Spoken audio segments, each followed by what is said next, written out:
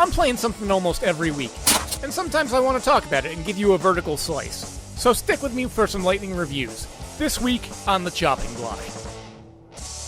This week I've been trying out the new Nintendo Switch 2. Yes, I bit the bullet, and in spite of my shifting attitudes towards consoles in general, the way I see it, Nintendo has the most reason to exist since it's the only console of the big three that still seems to be doing system exclusives. Now, up front, this should be seen as more of an early impressions review and a first assessment of the system in general. As per my other hardware reviews, I'm more looking into general feel and perceived value through use. Before jumping into the Switch 2 though, I did give my Switch OLED one last hurrah so I could get a handle on the performance bump. I tracked down one of the worst optimized Switch ports, Ark Survival Evolved. While obviously going through a few patches and updates to improve playability, yeah, it was rough. Other titles I recall struggling were Pokemon Violet and my Switch port of Cult of the Lamb. All games that could theoretically see improved performance through beefier hardware. Having concluded the basis of comparison with previous hardware, I moved on to the unboxing and setting up of the Switch 2. First impressions were good. It comes with the usual array of accessories you'd expect. New Joy-Cons, the stand with more robust cooling and alleged performance enhancements, and of course, the Switch 2 itself. Setup was relatively painless.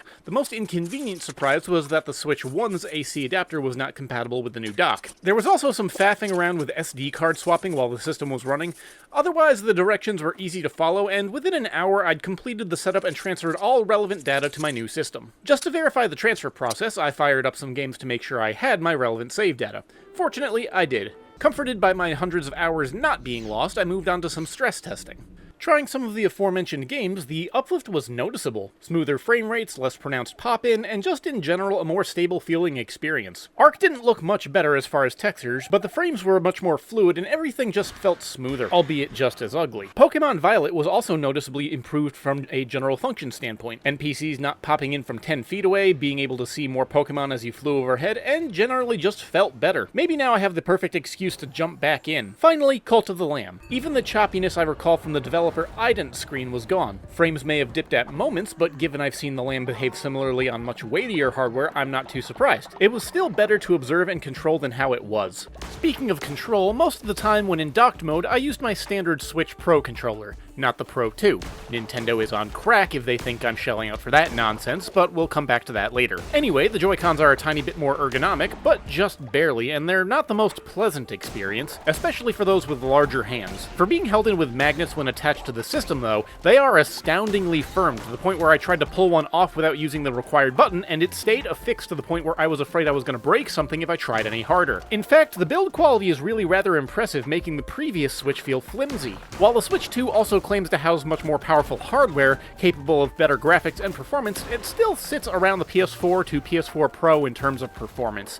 That's not a bad thing though. The first Switch was a phenomenally successful console even with its hardware constraints. Besides, the most important elements of any console is the games, and while launch options might be a bit thin on the ground, the fact that the Switch is mostly backwards compatible with noticeable performance uplifts for those older games, there's no shortage of titles to choose from. I also went ahead and played in handheld mode to get a feel for the battery life. In my experience from a full charge playing Mario Kart, a little over 2.5 hours was what I got. Overall, I think the Switch is pretty good from my early impressions. It's not going to replace my Steam Deck or other gaming options so long as Nintendo holds on to their militant levels of protection for their respective IPs, but that leads me to a few final talking points. Not necessarily a review of the console, but Nintendo itself, and this is where I am most concerned. For everything Nintendo has done right for this launch in terms of hardware, there's another factor that leaves me deeply worried that I'd wager most aren't aware of or don't care much about, especially in the legal and pricing sense. To heavily paraphrase, you don't own your console or games.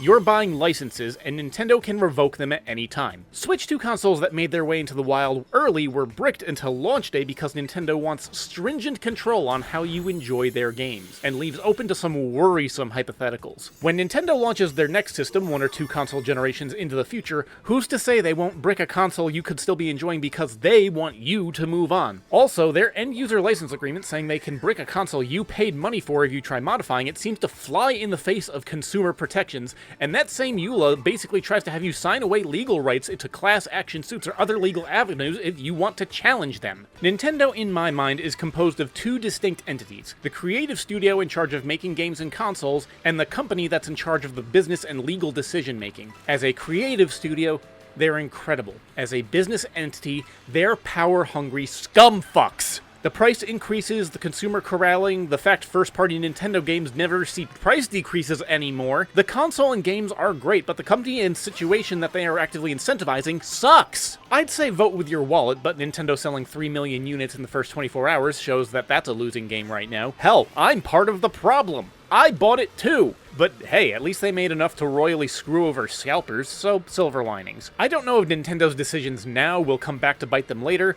but for now, we have a solid machine and plenty of games. Just watch for that Mario monster under your bed. Now, if you'll excuse me, I have a laptop auction to watch.